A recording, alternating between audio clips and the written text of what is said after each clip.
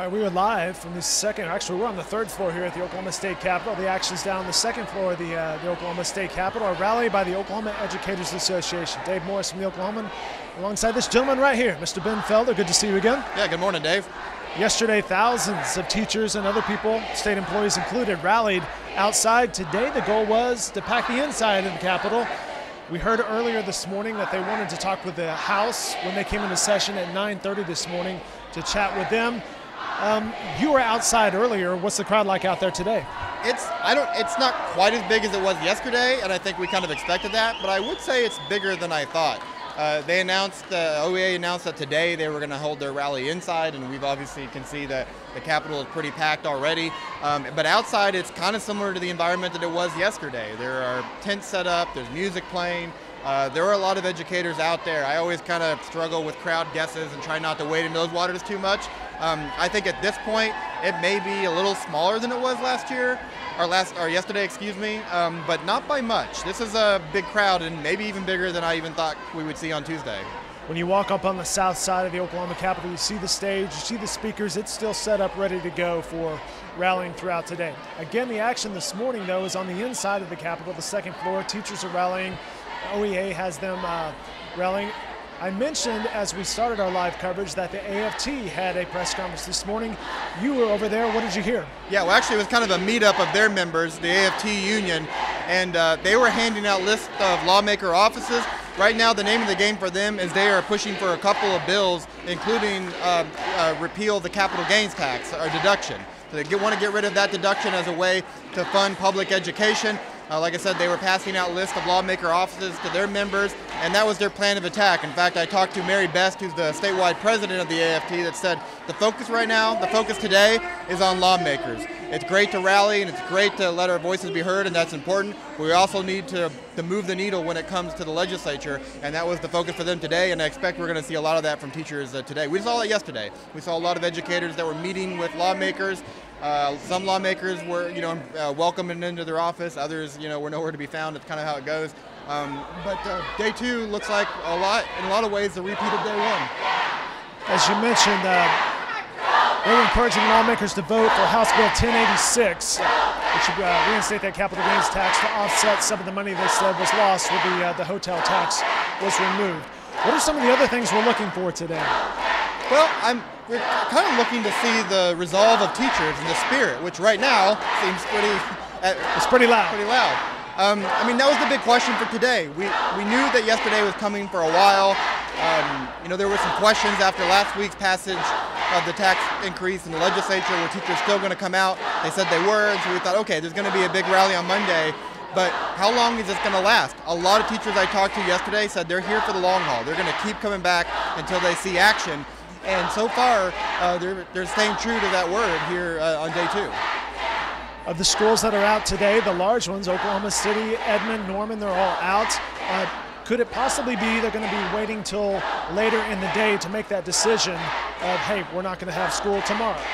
Yeah, you hear from a lot of district leaders that they're not going to make those decisions quickly. Some schools have already said that they're going to be out for the rest of the week, or they're prepared to be.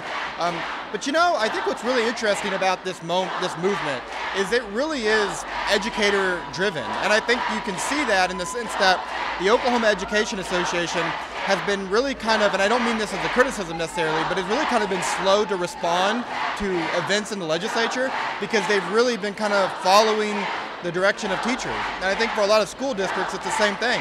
Oklahoma City school leaders have said, we kind of need to wait and see where this day goes. We need to talk to our teachers. A lot of districts are doing daily surveys and polls to try to get a sense of whether or not their teachers are going to show. It's one thing for the district to say we're going to be open. It's another thing for those teachers to actually show up. And oftentimes, if more than 20% of your staff is gone, you really just don't have enough staff to conduct a day of school. And so I think for the OEA, for the AFT, for a lot of district leaders, they're really kind of following teachers on this right now, and those teachers are leading them back to the Capitol.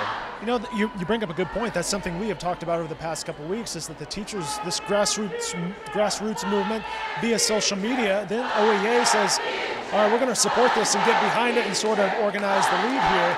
But it really has kind of come from an organic beginning with the teachers. Yeah, and we talk about social media a lot because it's a big deal. And you know, when you think about the teacher walkout of 1990, I mean, Facebook and Twitter didn't exist. I mean, you really saw a lot of that. And once again, it sounds like I'm being critical. I'm not trying to be, but you saw that leadership coming from OEA because you needed kind of a central organization to kind of put this on and plan. And OEA is definitely involved. I mean, they're the lead organization. They're the ones that are coordinating the rally and transportation and stuff like that. But really, I mean, I think it's safe to say that this walkout was born on Facebook. And especially when teachers, you know, teachers have been talking about their frustration for a while now. But when you saw a few weeks ago about what happened in West Virginia, a lot of teachers took to Facebook and said, hey, we need to do that here. We saw what happened out there. We can do the same thing here. And so that's why a movement like this is kind of hard to organize and hard to keep track of because it's very fluid and it's taking place kind of in the digital space and not necessarily on a daily press release. Don't you find that kind of interesting? Perhaps the teachers have learned from the students of how to use social media. For example, a couple weeks ago, that March for Our Lives rally was a social media organized by the students. Perhaps the teachers are seeing the power of that and following suit. Yeah, maybe at years of taking away their phones, they were actually learning how to use the technology. No, but teachers know that. I mean, they've embraced social media even beyond this. I mean, we've seen. I mean, there are some massive Facebook pages out there centered around the idea of education advocacy in Oklahoma. I think you saw a couple years ago with the dozens of teachers that ran for state office that was kind of born a lot out of one-on-one conversation, but also teachers being inspired by posts they were seeing online. It's a great tool for educators to share their experience. We've seen a lot of viral posts of teachers sharing not just photos of their classrooms, but also just sharing stories of how funding cuts are impacting their students and their profession. And so it's been a really effective way. And once again, it's a way for them to really connect with the public on this. I mean, a lot of these teachers, they're Facebook friends, their parents and families and members of the community. And once again, I mean, this is a movement that's being directed in a way by social media and not so much by a daily press release with a schedule like you may have seen in work stoppage and work action of the past. I'm Dave Morris alongside the Oklahoman's Ben Felder at the Oklahoma State Capitol. We're up on the third floor, surrounded by teachers and supporters of this Oklahoma teacher walkout. Down on the second floor rotunda, it is packed with people with signs and chants as this rally kind of gains some steam here today. Two things I want to dive into. One, you mentioned the various stories hearing from the teachers. A lot of media coverage of this event, both local media coverage and national media coverage. But there's stories everywhere because teachers, just as a role, as a profession, affect so many people in so many different areas of our lives. These teachers have a lot of stories. No, you're exactly right. And it's kind of what makes, I mean, if I can say this as a reporter, it makes this kind of kind of a thrilling time to do the job because we have a sea of teachers and every one of them has a story.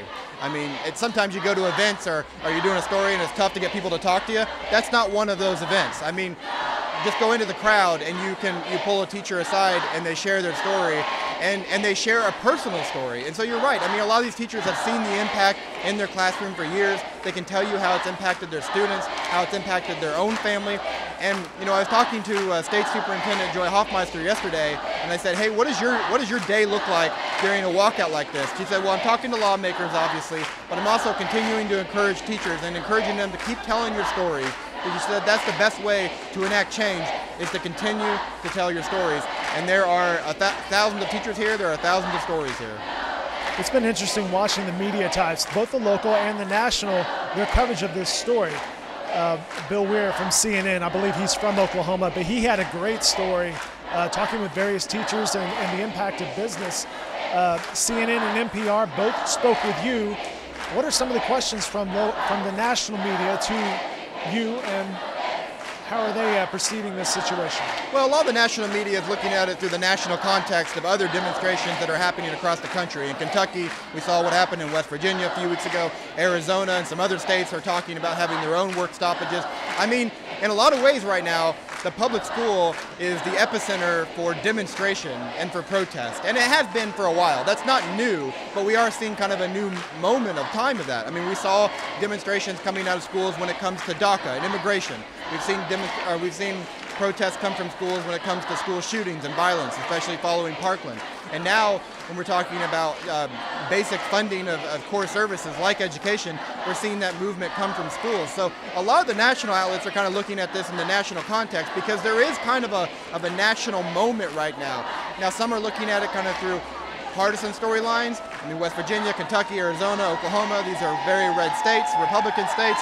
So there is a focus on that a little bit.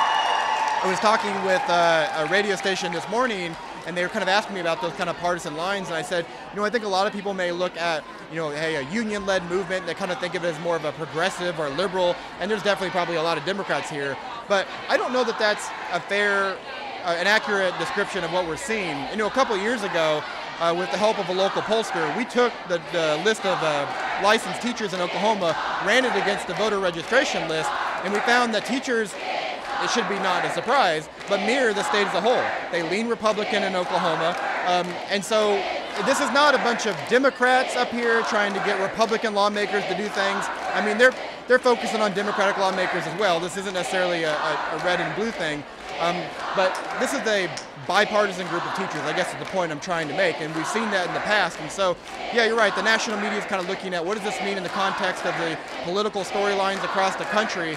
But here in Oklahoma, I mean, you don't see a lot of, I've seen a couple candidates for office, kind of using this opportunity. I saw a couple candidates for governor, a Democratic candidate, but really this doesn't feel like a partisan event, at least not from what I've seen. And there's plenty of signs that have targeted lawmakers. I've seen Governor Fallon's face more than a few times on some of these posters, but I haven't really seen any mention of Republican versus Democrats. Right now, this is really about funding public education. All right, Dave Morris alongside Ben Felder from the Oklahoma, and we'll wrap it up with this. We had a lot of coverage yesterday of various angles of this story: the business impact, the schools, how students are being fed, various activities for the students while schools are out. Be sure to look for that coverage on our website at newsok.com. We had a ton of video yesterday and lots of stories and articles from our colleagues as well. Ben, last question for you. What are some of the storylines you're following today? Well, the big story, like it was yesterday, is what does this look like tomorrow? I mean, is this going to continue into Wednesday? As of right now, I imagine if I asked all these people, they'd say they'll be back here on Wednesday. So that's a big storyline. Second thing is, what kind of response are we going to see from lawmakers? I mean, we didn't really see any action at all from lawmakers yesterday. Some of them were talking with teachers. The governor put out a statement, but for the most part, there was no indication that they were ready to move on any kind of specific bill. Well, a lot of teachers, like I mentioned earlier, are focusing on trying to lobby lawmakers around certain bills. So that'll be a big question: is the legislature showing any willingness to budge on any of these issues? Once again, he's Ben Felder with the Oklahoman. Be sure to sign up for his email newsletter. It's called The Morning Bell. You can find it on newsok.com. It comes out every morning, whether there's a rally or not, with all sorts of education-related stories, topics, and articles and links. Great coverage there. He mentioned the legislature. Ardell Denwalt will be covering things here at the Capitol today from the political side of things, talking with the legislators and keeping his eye on that. Justin Wingener will be out here as well, along with our other colleagues from the Oklahoman, reporters, photographers, and videographers, covering the various angles of the Oklahoma teacher walkout. Ben, thanks for your time. Appreciate it. Yeah, you bet. More coverage on newsok.com throughout today.